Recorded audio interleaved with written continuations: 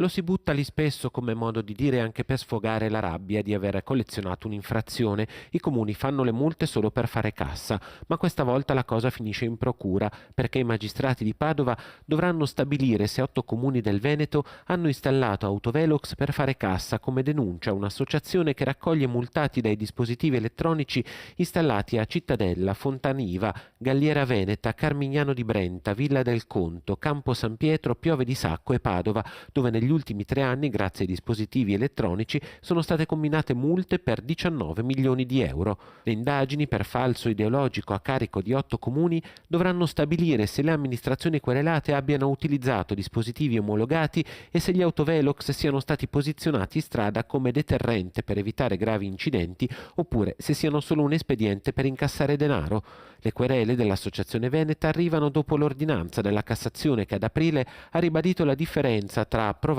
e omologazione degli autovelox, sottolineando che solo la seconda assicura la precisione dell'apparecchio e rende legittimi gli accertamenti effettuati. Un pronunciamento dopo il quale sono già arrivate le prime sentenze che danno ragione agli automobilisti multati.